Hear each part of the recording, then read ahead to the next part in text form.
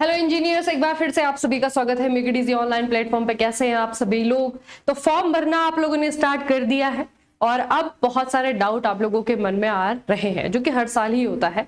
तो आज जो आपके डाउट सॉल्व होने वाले हैं वो है मेडिकल से रिलेटेड, है ना। मेडिकल फिटनेस के बारे में बहुत सारी प्रॉब्लम है बच्चों को, खास करके आईज से रिलेटेड। तो क्या मेडिकल स्टैंडर्ड होते हैं आरआरबी के, आज के सेशन में जानेंगे इसे जल्दी, बहुत जल्दी समय में। ठीक है, ध्यान से सुनना।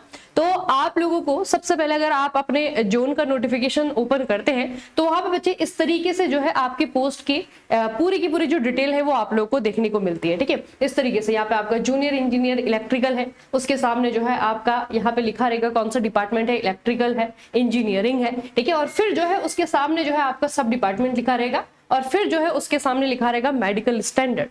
ठीक है, तो सबसे पहले अगर आप देखो जूनियर इंजीनियर इलेक्ट्रिकल, यहाँ पे आपका C1, ठीक है, यहाँ पे देख रहे हो ना, इसकी कैटेगरी मेडिकल स्टैंडर्ड की है C1। इसका मतलब अगर आप इस पोस्ट के लिए अप्लाई करोगे तो आपको C1 लेवल का जो मेडिकल स्टैंडर्ड है वो पास करना पड़ेगा। ठीक है, उसके अलावा यहाँ पे देखो जूनियर इंजीनियर इलेक्ट्रिकल, ठीक है, TRS EMU का है इलेक्ट्रिकल में, और ये जो है आपका A3 है। ठीक है, यहाँ पे देखो जूनियर इंजीनियर इलेक्ट्रिकल TRD, ये जो है आपका A3 का है। B1 में अगर आप देखो कि junior engineer electrical journal services, इसके लिए जो है आपका B1 है। तो C1 हो गया, A3 हो गया, B1 हो गया।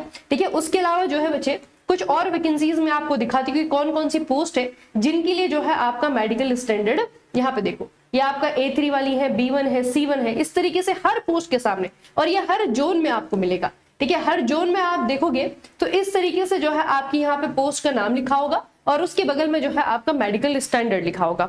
अब थोड़ा सा मैं आपको ये समझा देती हूँ कि इन मेडिकल स्टैंडर्ड का मतलब क्या होता है ना, क्योंकि ये अगर आपको समझ में आ गया तो जब आप अपनी पोस्ट सिलेक्ट करोगे या फिर जब आप अपनी जो है अपना मेडिकल जो स्टैंडर्ड है अभी वर्तमान में, है ना, उससे कंपेयर करने जाओगे तो आपको बहुत ज्यादा क्लियरिटी मिलेगी। तो थोड़ा सा ध्यान से समझ लो कि ये सारी के सारे स्टैंडर्ड हमें क्या सिखाते हैं, क्या बताते हैं। सबसे पहले बच्चे हम जो आपके A3 है, C1 है ना, B1 है, इनका मतलब जान लेते हैं। तो सबसे पहले जो है अगर हम देखें A3, जो कि आपको बहुत ज्यादा पोस्ट में देखने को मिलता है, A3 जो आपका कैटेगरी है, इसमें क्या होता है बच्चे, सबसे पहले जो आपका डिस्टेंस विजन है, दूर की जो नजर है, उसके लिए जो है आपका 6/9 होना चाहिए। ठीक है, 6/9 विद और विदाउट ग्लासेस, ये भी आपको याद रखना है। मतलब चश्मे के साथ भी अगर इतना विजन आपका है ना, तब भी जो है आप लोग चलेंगे। Power of lenses not to exceed 2 dioptre, है ना, लेकिन ये नहीं कि चश्मे लगे हुए हैं लेकिन उसका जो पावर है वो बहुत ज्यादा है। तो ये चीज भी आपको ध्यान में रखनी कि चश्मा पहना हुआ हो तो चलेगा,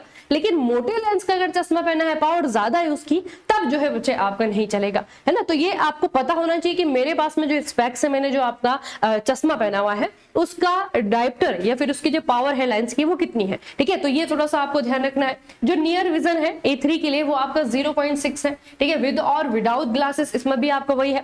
और उसके बाद में आता है ये वाली चीजें कि आपको ये सारे के सारे आई टेस्ट पास कर रहे होंगे। तो अगर आप बच्चे फॉर्म भर रहे हैं तो अगर पास ही जो है आपके अगर टेस्टिंग सेंटर है तो आप जो है इन टेस्ट को वहां से भी करवा सकते हो। सबसे पहले आपका कलर विजन है, उसके बाद में आपका बाइनोकुलर विजन है, उसके बाद में आपका नाइट विजन है, फिर आपका जो है मेसोपिक विजन है। एक ही करके मैं आपको समझा देती हूँ, आप जो है खुद भी अगर चेक करना चाहे तो खुद भी कर सकते हैं। सबसे पहले बच्चे आपका डिस्टेंस विजन टेस्ट और नियर विजन टेस्ट जो है आपका इस तरीके से होता है ना। पास वाला तो जो है आपका पास में आपको रख करके सारी की सारी लाइन जो है आपको पढ़नी होती है, उसके अकॉर्डिंग जो है आपको स्कोर दिया जाता है। अगर आप जो है डिस्टेंस विजन वाला करते हो, दूर की नजर वाला जो है अगर टेस्ट होता है तो इस तरीके से होता है ना। सारी की सारी जो है आपकी यहाँ पे 6 लाइन लिखी होंगी, डी है, मतलब ये तो मैं आपको पढ़ करके बता रही हूँ, ये आपको पढ़ने को कहा जाता है। 6 में से जितनी लाइंस को आप पढ़ पाओगे वो जो है आपका जितनी दूरी पे है ना, वो जो है आपको इस तरीके से लिखा रहता है। तो किसी भी, जैसे वहां पे आपका 6/6 है, इसका मतलब है कि आप सारी की सारी लाइंस को जो है आप पढ़ लिया आपने, है ना। तो ये बच्चे इस तरीके से जो है आपका जो डिस्टेंस विजन है वो मेजर किया जाता है। ठीक है, तो ये दो जो आपका बेसिक से आपका टेस्ट हो जाता है। उसके बाद में जो है आपका कलर विजन आता है। कलर विजन का जो टेस्ट होता है ना बच्चे, उसे जो है आपका इशिहारा टेस्ट कहा जाता है, और ये आप खुद भी कर सकते हो, है ना। आप जो है गूगल से इस तरीके की इमेज निकाल सकते हो, या फिर ये टेस्ट अगर आप लिखोगे तो ये टेस्ट जो है आपको मतलब खुद भी घर से कर सकते हो। और कैसे करना है, यहाँ पे देखो, जैसे कि मुझे कलर ब्लाइंडनेस नहीं है ना, मेरा कलर विजन ठीक है, तो मुझे इन कलरफुल गोलों के अंदर, सर्कल्स के अंदर नंबर लिखे हुए दिख रहे हैं। लेकिन अगर मैं किसी ऐसे बच्चे से पूछूं जिसको कलर ब्लाइंडनेस है, वो इन नंबर्स को नहीं पहचान पाएगा। जैसे कि आपको यहाँ पे दिख रहा है बच्चे ये आपका 12 है, ठीक है, ये आपका 8 है, ठीक है, यहाँ पे देखोगे आप ये आपका 6 दिख रहा है, ये आपका 29 दिख रहा है, ठीक है, ये 57 दिख रहा है मुझे, ठीक है। तो इस तरीके से यहाँ पे देखो ये आपका 5 दिख रहा है, ठीक है, तो ये आपका 45 दिख रहा है। तो ये क्या है, ये आपका कलर विजन का टेस्ट है, आप खुद भी कर सकते हो, ठीक है। इशिहारा टेस्ट आता है और इसके जो है अलग अलग लेवल्स होते हैं, है ना। तो ये जो है आपको वहां पे टेस्ट करना पड़ेगा। और उसके बाद में जो है आपका बाइनोकुलर विजन है। बाइनोकुलर विजन का मैं आपको एग्जांपल बता देती हूँ बेसिकली क्या होता है।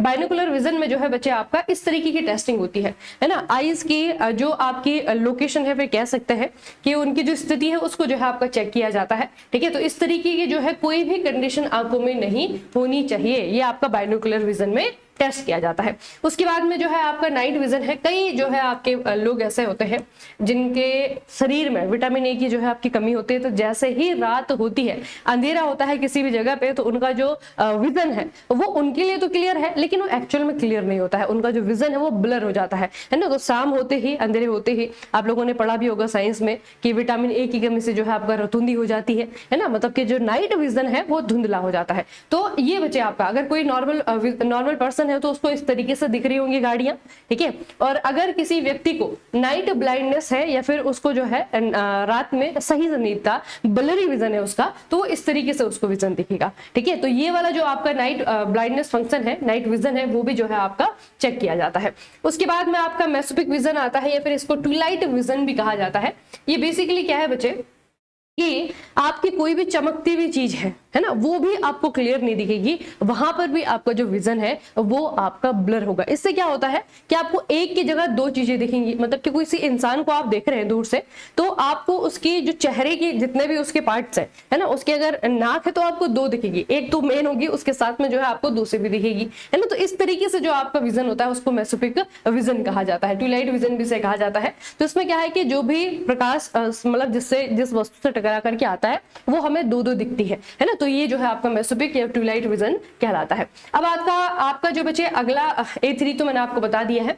अब A3 हमने समझ लिया कि इन शब्दों का मतलब ये होता है, ठीक है। तो A3 से ही कंपेयर करते हुए हम जो बाकी के सारे जो स्टैंडर्ड है वो भी हम समझेंगे। तो A3 के सारे मैंने आपको शब्द समझा दिए हैं। अब आपका जो है B1 की बात करते हैं। तो B1 में जो है आपका है 6/12 विद और विदाउट ग्लासेस, ये आपका डिस्टेंट विजन है, ठीक है। उसके बाद में जो आपका नियर विजन है 0.6, ये आपका सेम ही रहेगा, है ना। A3 का और ये B1 का जो है आपका सेम है 0.6। बस इसमें क्या हुआ है कि यहाँ पे 6/9 है और यहाँ पे जो है आपका 6/12 हो गया है, ठीक है। ये है। बाकी नीचे के अगर आप देखोगे सारे के सारे टेस्ट ये आपको क्लियर करने पड़ेंगे, मतलब कि कलर ब्लाइंडनेस वाला जो बच्चा है वो A3 स्टैंडर्ड वाली पोस्ट के लिए B1 स्टैंडर्ड वाली पोस्ट के लिए नहीं अप्लाई कर सकता है, क्योंकि कलर ब्लाइंडनेस कहने बच्चे कि ये ठीक नहीं हो सकती बीमारी, है ना, इसका कोई इलाज नहीं है। उसके बाद में जो है आपका B2 है। B2 में अगर आप देखोगे तो यहाँ पे जो है आपका 6/12 है, यहाँ पे आपका नियर विजन जो है आपका यहाँ पे 0.6 है, ठीक है। और अगर आप देखोगे साथ में एक और चीज हो रही है बच्चे कि जो आपका लेंस का जो पावर है वो भी जो है आपका एक्सीड हो रहा है। A3 के लिए थोड़ा सा जो है आपके स्ट्रिक्ट मेडिकल स्टैंडर्ड होते हैं, तो यहाँ पे आपका 2 डायप्टर का जो लेंस है वही चलेगा। यहाँ पे अगर आप देखोगे 4 डायप्टर तक का जो लेंस है वो भी आपका चल जाएगा। B2 में भी आपका जो 4 डायप्टर तक का लेंस है वो भी आपका चल जाएगा, ठीक है। और यहाँ पे बच्चे अगर आप देखोगे तो must pass test for the binocular vision, binocular vision जो है आपको पास करना पड़ेगा, और बाकी के जो सारे टेस्ट है वो यहाँ पर आपके नहीं मेंशन है।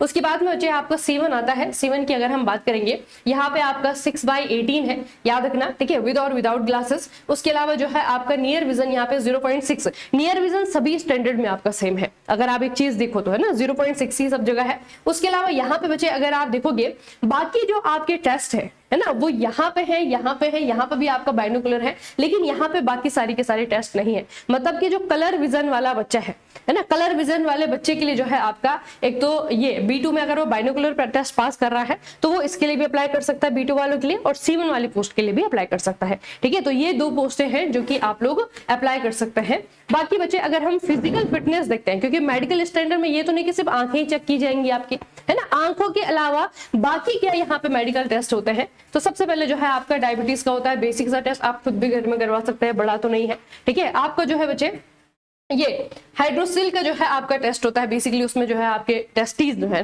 ना, वो जो है आपके टेस्ट होते हैं।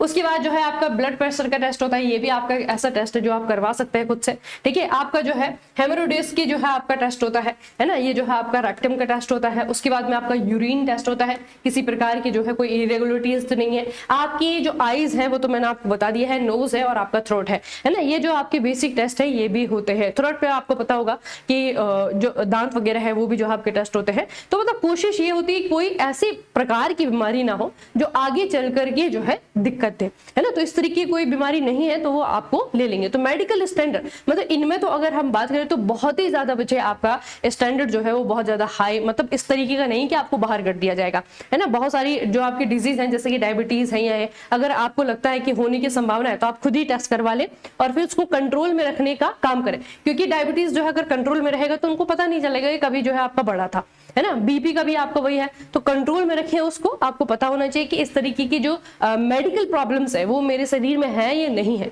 ठीक है। ये चीज आप लोगों को जो है अवेयर इतना अपने शरीर के प्रति रखना है बच्चे। अच्छा, मैं कुछ और चीज बताती हूँ जो कि नोटिफिकेशन लिखी गई है, ध्यान से इनको समझो और सुन लो, ठीक है। देखो, सबसे पहला है आपका कि जो चिकित्सा मानक है, जो स्टैंडर्ड है मेडिकल के, वो संपूर्ण नहीं है, कंप्लीट नहीं है और सामान्यतः उम्मीदवारों पर लागू होते हैं, ठीक है। सभी पे लागू होते हैं लेकिन कंप्लीट नहीं है। विस्तृत जानकारी के लिए उम्मीदवारों को भारतीय रेलवे चिकित्सा नियमावली, है ना, उसको जो है आपका पढ़ना होगा और उसमें कोई जो है आपका मतलब अगर सुधार किया जाएगा, मतलब अगर डिटेल में पढ़ना है आपको कि इनमें भी जो मेडिकल स्टैंडर्ड है इनमें भी अगर आपको लगता है कि कोई तो बीमारी जो है होने के चांसेस है मुझ में, है ना, तो उसके बारे में जो है डिटेल में बच्चे आप यहाँ पे देख सकते हैं। जो इनकी वेबसाइट है वहां पर जो है आपको मिल जाएगा सब कुछ, जो है ना। और ये भी होता है कि आप जो है मेडिकल स्टैंडर्ड में अगर कोई चीज बचे, कोई प्रॉब्लम ऐसी है जो कि 1-2 महीने के भीतर ठीक हो सकती है तो वो भी आपको टाइम दिया जाता है, ठीक है। ये भी जो है आप लोगों को मैं बताती हूँ। देखो, सबसे पहला है आपका जिन अभ्यर्थियों ने रिफ्रैक्टरी त्रुटि और ठीक करने के लिए लैसिक सर्जरी या कोई अन्य सर्जिकल प्रक्रिया करवाई है वे उन पदों के लिए पात्र नहीं है जिनके लिए चिकित्सा मानक A3 अपेक्षित है। इसका मतलब क्या है कि A3 वाली जो पोस्ट है उनके लिए बिल्कुल क्लीन बच्चा चाहिए, ठीक है। बिल्कुल क्लीन बच्चा मतलब आपने लैसिक करवाई भी है ना, तब भी जो है आप इसमें एक्सेप्टेबल नहीं होंगे। या फिर शरीर की भी किसी और पार्ट की भी जो है सर्जरी करवाई हुई है ना, तो वो जो है बच्चे यहाँ पे। अच्छा, बहुत सारे बच्चे ऐसे कहते हैं कि मैम 2 साल पहले जो है आपकी सर्जरी हुई थी, अगर वो बच्चे पढ़ने में नहीं आ रही है ना, अगर उसकी कोई प्रॉब्लम नहीं है, उस सर्जरी की वजह से आपके शरीर में आज वर्तमान में कोई प्रॉब्लम नहीं है, तो आपको फिर बताने की जरूरत भी नहीं है ना। अगर प्रॉब्लम है उन्हें पकड़ ले वो, है ना, तब तो वो दिक्कत वाली बात हो जाएगी, जैसे कि 6 महीने पहले हुई है ना। तो इस तरीके की जो है आपकी सर्जरी अगर है जो कि कभी पीछे रही है, पास्ट में रही है, लेकिन आज उनकी वजह से कोई प्रॉब्लम नहीं है, तो आप जो है बच्चे मेडिकल स्टैंडर्ड पास कर जाओगे आराम से, ठीक है। तो ये जो है आपका लिखा हुआ है कि अगर किसी ने जो है कोई भी रिफ्रैक्टरी त्रुटि के लिए उसको ठीक कराने के लिए कोई सर्जिकल करवाई है ना, कोई जो है आपका लैसिक सर्जरी करवाई है, तो A3 जो है उसके लिए मतलब आप लोग एलिजिबल नहीं होंगे। लैसिक सर्जरी वाले उम्मीदवार निम्नलिखित मानदंडों को पूरा करने पर मानक B1 के लिए पात्र हो सकते हैं। लैसिक सर्जरी वाले भी बहुत सारे मैसेजेस आ रहे हैं मुझे, ठीक है। तो लैसिक सर्जरी वाले ध्यान से जो है कान खोल कर सुन लो कि अगर आपने लैसिक करवाया हुआ है, ठीक है, तो आप जो है B1 वाली जो पोस्ट है उसके लिए एलिजिबल होंगे, लेकिन उसमें भी आपके 1, 2, 3 पॉइंट दिए हुए हैं। उम्मीदवार में लैसिक सर्जरी से संबंधित कोई जटिलता नहीं दिखी, जैसे मैंने आपको कहा कि सर्जरी हो गई है, अगर वो प्रॉब्लम जो पहले हो रही थी, अगर उस सर्जरी की वजह से कोई प्रॉब्लम नहीं हो रही है ना। जैसे बहुत बार आप लोगों ने देखा होगा कि आंखों में अधिकतर बच्चे, मैंने जितना भी आपने आसपास देखा है कि कोई अगर लासिक सर्जरी करवाता है तो उसके बाद में वो ड्राइनेस की बहुत प्रॉब्लम बताता है ना, कि आंखें जो है लगातार ड्राई रह रही हैं, बहुत सिर दर्द हो रहा है, इस तरीके की प्रॉब्लम्स आती है ना। तो अगर कोई कॉम्प्लेक्सिटी नहीं है उस सर्जरी के बाद में, है ना, तो आप जो है आराम से सर्जरी के साथ में जा सकते हो अगर आप कंफर्टेबल हो, ठीक है। उसके बाद में आपका लैसिक सर्जरी कम से कम 1 साल की अवधि की होनी चाहिए, पुरानी होनी चाहिए। जिस संस्थान से सर्जरी की गई थी उसके विशेषज्ञ के द्वारा जारी किए गए मेडिकल सर्टिफिकेट में इसकी पुष्टि होनी चाहिए कि हाँ हमने सर्जरी यहां से करवाई है, वो होना चाहिए। लैसिक सर्जरी के बाद अवशिष्ट कार्नियल मोटाई पैकीमेट्री पर 4 to 5 माइक्रोन से कम नहीं होनी चाहिए। अच्छा, कॉर्निया की भी अपनी डेप्थ होती है, ठीक है, तो कहीं वो ना कम हो गई हो, उसका भी थोड़ा सा ध्यान रखना। वो आपके पूरी जो आपने कहीं से सर्जरी करवाई है तो आपको रिपोर्ट मिलती है वहां से ना, उसमें जो है आपका लिखा जाता है, तो इससे कम नहीं होनी चाहिए। तो बेसिकली बच्चे अगर लैसिक वाले आप लोग हैं तो इन सेंटेंस को ध्यान से पढ़ लेना, और अगर आपका कोई दोस्त है, कोई फ्रेंड है जो कि आरआरबी जेईई का एग्जाम देना चाह रही है, भरना चाह रही है, भरना चाह रहा है, तो उसके साथ में जरूर शेयर कर देना कि भाई देखो लेसिक वाले भर तो सकते हैं लेकिन ये सारे के सारे जो है आपकी चीजें फिर भी उनको फुलफिल करनी पड़ेंगी। ठीक है, तो ये चीजें थोड़ा सा उनके साथ में शेयर कर देना अगर आपका लेसिक नहीं हुआ तो, है ना, क्योंकि बहुत बच्चे हैं जो कि इन्हीं वजह से जो है आपके प्रॉब्लम में रहते हैं। ठीक है, बाकी बच्चे जो आपके सैनिक है, भूतपूर्व सैनिक है, उनके लिए जो चिकित्सा मानक है, स्टैंडर्ड है, वो अलग है ना। बाकी जो आपके जनरल बच्चे हैं उनके लिए जो है आपके सारे के सारे जो मैंने आपको बताया है, जो आपके भूतपूर्व सैनिक है उनके लिए बच्चे आपका अलग है, वो आप अपनी रेलवे की ऑफिशियल वेबसाइट पे जाओगे वहां पे आपको मिल जाएंगे। यदि अभ्यर्थी पद के लिए निर्धारित मेडिकल फिटनेस मानक में उत्तीर्ण नहीं हो पाता तो उसे पद के लिए पैनल में शामिल करने पर विचार नहीं किया जाएगा और रेलवे के द्वारा कोई वैकल्पिक नियुक्ति प्रदान नहीं की जाएगी। ठीक है, अब ये तो छोटी मतलब वैसी सी बात है, अगर आप सोचे कि मैंने तो पेपर निकाला है, CBT 1 निकाला है, CBT 2 निकाला है, फिर मुझे मेडिकल में बाहर कैसे कर सकते हैं, तो क्लियरली जो है उन्होंने यहाँ पे लिखा हुआ है मेडिकल से रिलेटेड कि ये नहीं होगा कि आपको कोई वैकल्पिक पद दे दिया जाएगा अगर मेडिकल स्टैंडर्ड में आप पास नहीं हो पा रहे। इसलिए कोशिश करना बच्चे कि पहले ही आपको पता हो कि मेरा शरीर किस तरीके का है ना, क्या क्या मेडिकल स्टैंडर्ड यहाँ पे होते हैं और मुझे जो है आपका किस किस तरीके से जो है पास होना है। और कोशिश करेंगे कि जो आपकी मेडिकल स्टैंडर्ड है ना, उसके बारे में थोड़ा सा आप लोगों को गाइड भी कर दिया जाए, जो सिलेक्टेड स्टूडेंट है ना उनसे बात करके, तो थोड़ा सा जो है उस चीज के लिए भी आप लोग जुड़े रहिएगा मिकडी जी से। ठीक है, लेकिन फिलहाल आपके साथ में जो जानकारी मैं शेयर कर रही हूँ वो जो है एक तो बच्चों की जो बातें हैं ना उनके बेस पे, और ये जो है आपका जो लिखा हुआ है ना, आपका यहाँ पे जो लिखा हुआ है उसके बेस पे, तो थोड़ा सा बच्चे याद रखना। यदि कोई उम्मीदवार अपनी प्रारंभिक चिकित्सा परीक्षा के दौरान पद के लिए आवश्यक चिकित्सा मानक प्राप्त करने में विफल रहता है, ठीक है, अगर कोई जो है आपको आपकी प्रारंभिक चिकित्सा परीक्षा है यानी कि आपकी जो है मेडिकल एग्जाम है, ठीक है, अब वहां पे क्या है कि आपकी कोई मतलब कुछ भी जो है आपको मेडिकल एक तरीके से आपको कहीं पे भी जो है आपका जाना था, डॉक्टर के पास में जाना था, अगर वो जो है बच्चे आपको नहीं मिली है तो उसे निर्धारित शुल्क और शर्तों के साथ भुगतान पर चिकित्सा अपील करने का एक अंतिम अवसर दिया जा सकता है। ठीक है, तो मेडिकल अगर मेडिकल एग्जाम किसी मेडिकल कंडीशन की वजह से आपका रुक जा रहा है, छूट जा रहा है, तो आप उसे फिर भी दे सकते हो, लेकिन हाँ उसका रीजन जो है वो वैलिड होना चाहिए और आपको फिर कुछ पैसे भी देना पड़ेंगे, शुल्क देना पड़ेगा, तब जो है आपका जो मेडिकल एग्जाम है वो दोबारा से कंडक्ट करवाया जा सकता है। ठीक है, तो इसको बच्चे आप लोग याद रखना। ठीक है, जिन उम्मीदवारों ने निर्धारित समय सीमा के भीतर चिकित्सा अपील का विकल्प चुना है उनकी चिकित्सा परीक्षण का परिणाम अंतिम और बाध्यकारी होगा। जिन उम्मीदवारों ने निर्धारित समय सीमा के भीतर चिकित्सा अपील का विकल्प नहीं चुना है, केवल उनके प्रारंभिक चिकित्सा परीक्षा पर ही परिणाम पर ही विचार किया जाएगा। इसको भी थोड़ा सा याद रखना बच्चे। ठीक है, तो आपका जो ये होगा मतलब जो समय सीमा होगी है ना, उसके भीतर ही बच्चे आपको चिकित्सा का विकल्प जो है मतलब ये जो आप अपील करेंगे ना, इसके भीतर ही आपको चुनना पड़ेगा, क्योंकि उसके बाद में अप्लाई करेंगे तो वैसी बात है कि वो जो है आपका एलिजिबल ही नहीं होंगे, एक्सेप्ट ही नहीं किया जाएगा। ठीक है, तो आई होप बच्चे ये जो आपके 4 स्टैंडर्ड है ये आपको अच्छे से समझ में आ गए होंगे, इनका मतलब क्या है, इनमें जो है आपके थोड़े थोड़े से बेसिक से डिफरेंसेस है ना, लगभग जो है आपकी लगभग जो चीजें हैं वो आपकी सेम ही है। और जैसे मैंने आपको बताया भी कि ये सारी की सारी देखना कहाँ पे आपको, यहाँ पे देखिए बच्चे, अधिकतर जो है C1 वाली है, B1 वाली है, A3 वाली है। A3 जो है आपके सबसे मतलब अच्छा स्टैंडर्ड माना जाता है, इसको थोड़ा सा आप लोग याद रखें। और ये मैंने किसी एक पर्टिकुलर जोन का खोला हुआ है, आपको पता है कि वैकेंसी जो है सब जगह जो है आपकी सेम नहीं है, पोस्ट जो है सब जगह सेम नहीं है, तो जो चौथा वाला जो मैंने आपको क्राइटेरिया बताया है वो किसी किसी जोन में आपका हो सकता है। ठीक है, तो वो थोड़ा सा आप लोग याद रखेंगे। उसके अलावा जब आप किसी पोस्ट के लिए अप्लाई कर रहे हैं बच्चे, है ना, तो ये थोड़ा सा देख लें कि मेरा जो है मेडिकल फिटनेस वो किस तरीके का है और मैं किस पोस्ट के लिए जो है अप्लाई कर रहा हूँ, क्योंकि वो भी जो है चीज आपकी बहुत ज्यादा मैटर करती है। क्योंकि आप क्या कर रहे हो ना, मेहनत कर रहे हो, CBT 1 दोगे क्लियर हो जाएगा, CBT 2 दोगे क्लियर हो जाएगा, लेकिन अगर किसी वजह से मेडिकल में नहीं हो पाया है ना, तो बड़ी दुख की बात होगी। इसीलिए अवेयरनेस बहुत जरूरी है बच्चे। ठीक है, अवेयर रहिए कि किस तरीके के मेडिकल स्टैंडर्ड होते हैं, RRB क्या कहना चाह रहा है, क्या करना चाह रहा है, और हमारे अंदर जो है किस किस तरीके की कमियां हैं ना, तो आपको अपने शरीर के लिए अवेयर होना जरूरी है। उसके अलावा सबसे पहले मेडिकल के लिए हम बाद में जाएंगे, पहले CBT 1 क्लियर बच्चे हमें करना है। तो CBT 1 अगर आपको कंफर्म्ड क्लियर करना है ना, तो RRB JEE CBT 1 ठीक है। मेगडीजी मैकेनिकल पे जाइए आप, किसी भी स्ट्रीम के बच्चे हैं, आप सिविल के हैं, है ना, इलेक्ट्रिकल के हैं, आप मैकेनिकल हैं, CBT 1 सभी को पास करना पड़ेगा।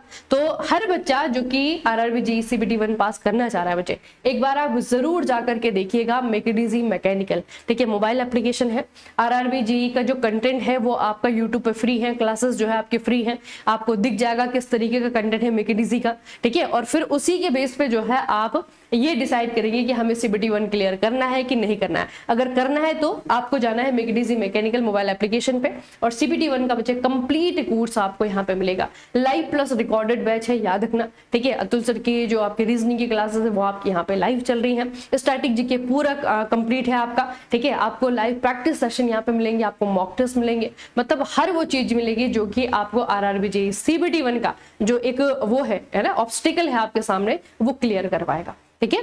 तो जुड़िए मेगडीजी मैकेनिकल से और जुड़े रहिए, क्योंकि अभी इसके बाद बहुत सारे और भी डाउट है जो कि आपके क्लियर होने बाकी है यहाँ पे, ठीक है। चलिए फिर आज का सेशन हम यहीं पे समाप्त करते हैं, मिलेंगे आप लोगों को नए सेशन में, तब तक के लिए पढ़ते रहिए, बढ़ते रहिए, अपना खूब सारा ख्याल रखिएगा। आप सभी का बहुत बहुत धन्यवाद।